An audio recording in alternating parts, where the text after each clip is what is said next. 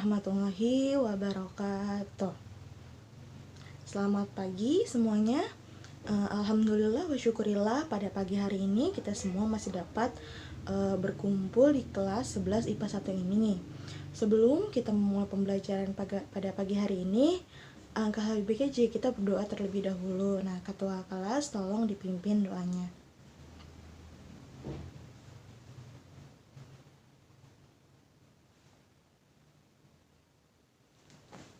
Nah, hari ini siapa yang tidak hadir? Hadir semua, Bu. Alhamdulillah jika semuanya hadir ya. Pada pertemuan sebelumnya kita sudah membahas mengenai sel, struktur, dan perbedaan sel pada hewan dan sel tumbuhan.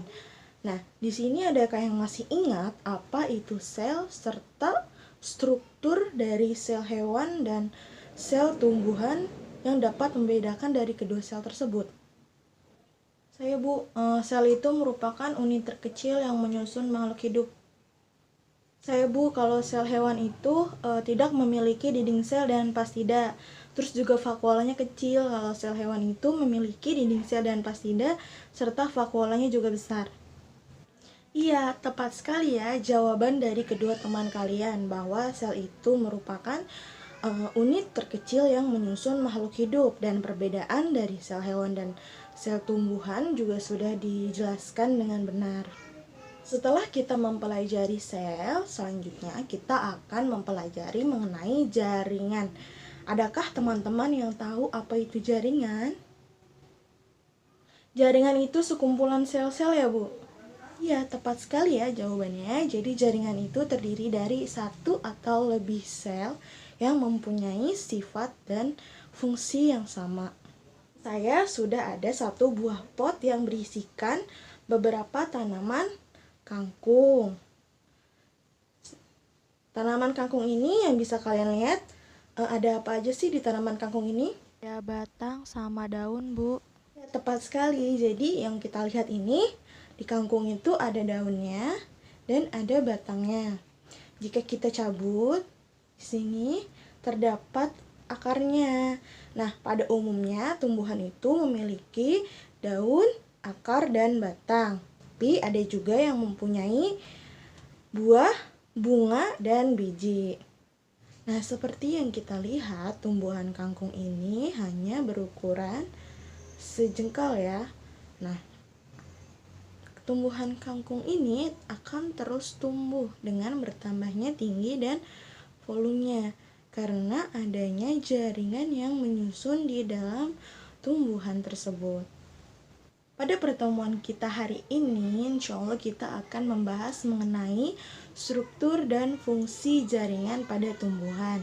Para siswa diharapkan dapat memahami konsep jenis-jenis jaringan dan organ pada tumbuhan, serta dapat menganalisis keterkaitan jenis jaringan dan organ pada tumbuhan. Tumbuhan itu memiliki banyak sekali manfaat bagi manusia. Salah satunya yaitu adanya oksigen serta dapat menyaring polusi yang ada di udara. Nah, tumbuhan juga dapat mencegah adanya air tergenang karena air tersebut akan diserap oleh akar, jadi mengurangi banjir. Nah, tumbuhan juga dapat dikonsumsi seperti yang tadi kita bahas, itu ada kangkung. Nah, kangkung itu kan jadi konsumsi bagi masyarakat. Nah, dengan mempelajari materi ini, Ibu harap kalian semua dapat lebih menghargai dengan adanya tumbuhan di sekeliling kita. Teman-teman semua bisa dibuka bukunya, buku paketnya pada halaman 47. Jaringan pada tumbuhan dibagi menjadi dua berdasarkan pembelahan selnya. Yang pertama ini ada jaringan meristem, yang kedua ada jaringan permanen. Nah, pertamanya kita akan membahas jaringan meristem.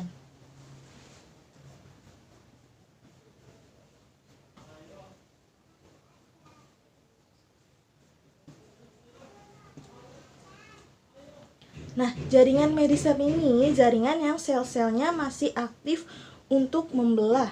Nah, berdasarkan asal terbentuknya, jaringan meristem ini dibagi lagi menjadi dua, yaitu jaringan meristem primer dan jaringan meristem sekunder.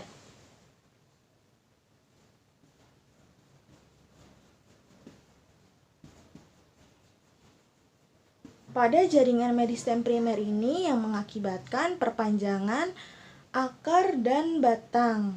Nah, kemudian pada jaringan meristem sekunder ini dibagi menjadi 3 berdasarkan posisi terbentuknya. Yang pertama itu ada meristem apikal, yaitu pada ujung akar dan ujung batang.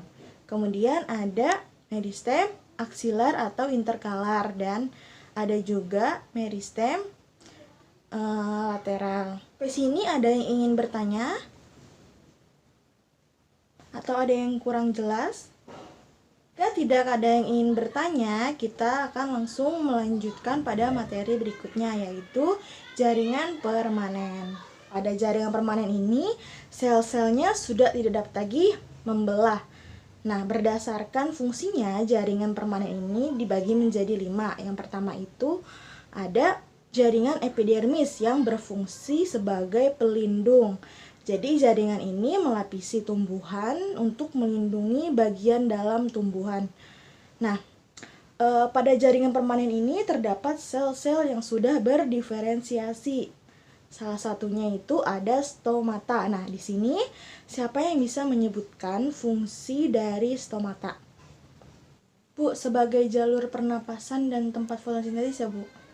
Tepat sekali ya. Jadi selain fungsi stomata sebagai tempat fotosintesis dan respirasi, juga sebagai tempat atau jalur transpirasi.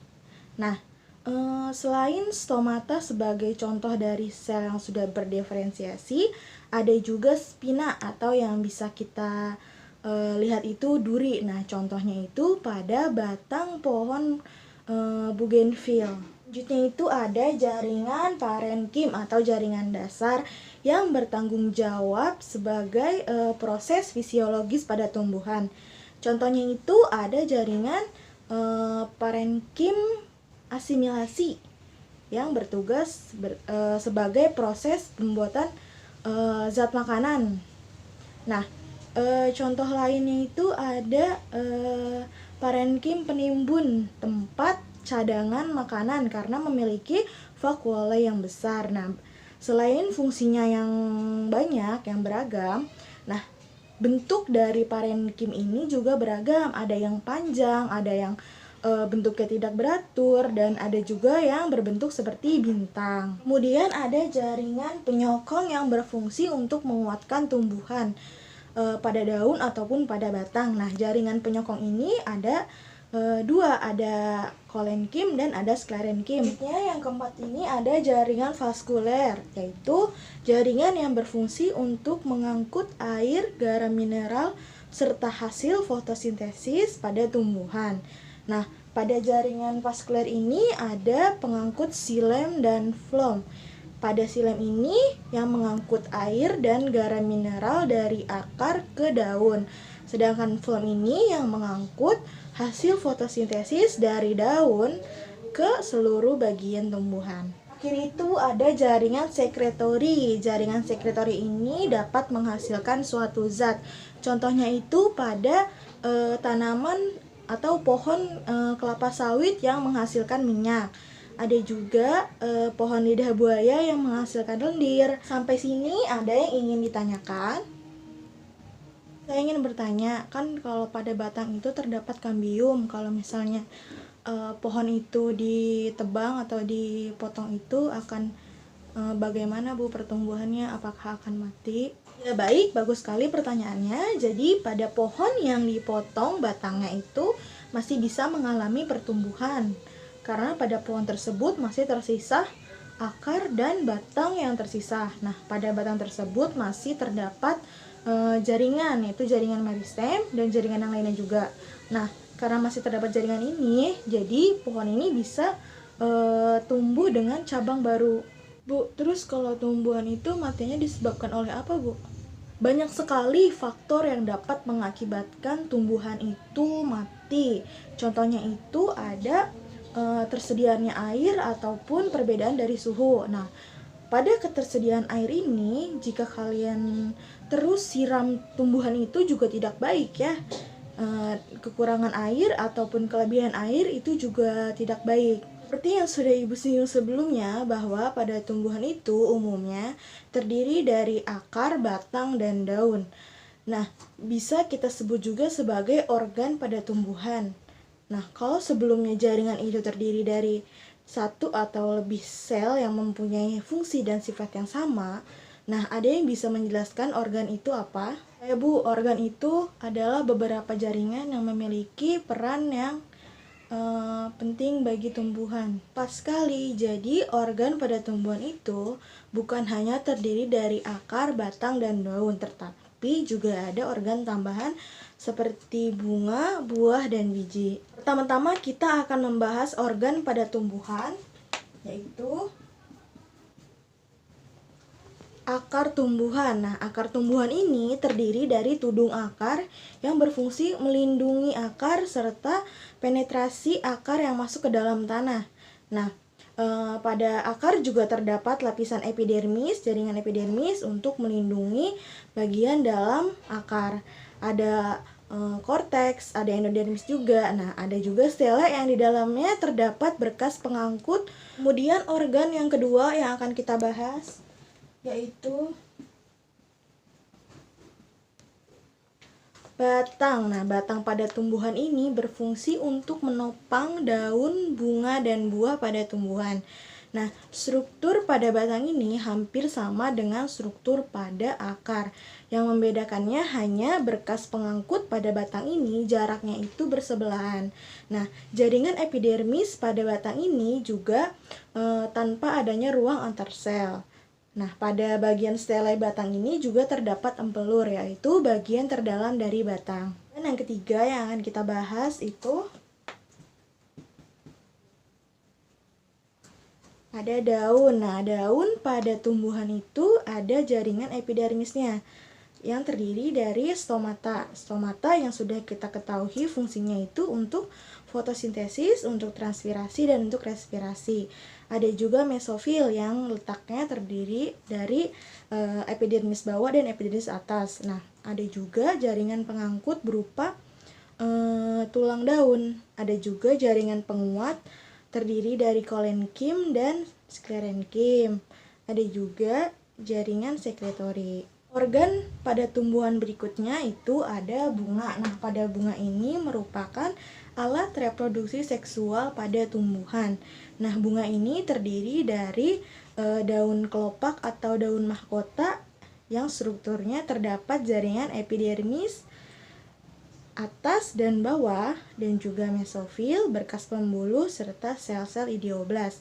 Nah, selain daun kelopak ada juga benang sari. Nah, benang sari ini akan menghasilkan mikrospora yang nantinya akan menghasilkan gamet jantan. Ada juga putik yang di dalamnya terdapat kandung lembaga yang nantinya akan menghasilkan gamet betina. Nah, bunga yang sempurna itu adalah bunga yang memiliki benang sari dan putik.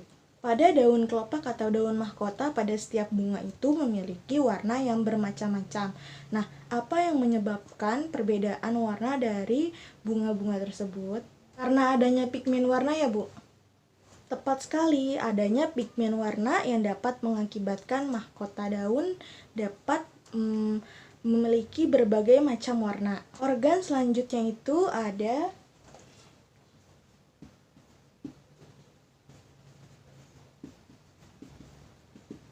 buah dan biji. Nah, buah ini perkembangan lanjut dari bakal buah, dan biji ini perkembangan lanjut dari bakal biji yang keduanya terdapat pada bunga.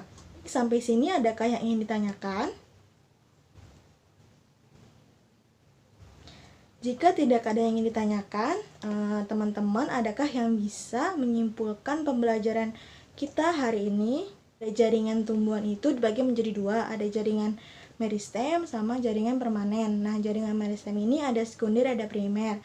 Kalau jaringan permanen itu dibagi menjadi 5, ada jaringan epidermis, jaringan parenkim, jaringan penyokong, jaringan vaskuler, dan jaringan sekretori. Sel itu kan unit terkecil pada makhluk hidup. Nah, jaringan itu sekumpulan beberapa sel. Nah, organ itu beberapa jaringan. Dari beberapa jaringan. Nah, organ pada tumbuhan itu terdiri dari akar, batang, daun, bunga, buah, dan biji. Terima kasih kepada teman-teman yang mau menyimpulkan pembelajaran hari ini. Secara garis besar sudah bagus penyimpulannya. Nah, sekian pembelajaran kita hari ini. Semoga dapat bermanfaat bagi kita semua. Nah, jangan lupa materi hari ini kalian catat dan resum di buku kalian masing-masing. Jika ada yang ingin ditanyakan, nanti tanyakan saja kepada ibu. Nah, wabillahi taufiq wal hidayah. Wassalamualaikum warahmatullahi wabarakatuh.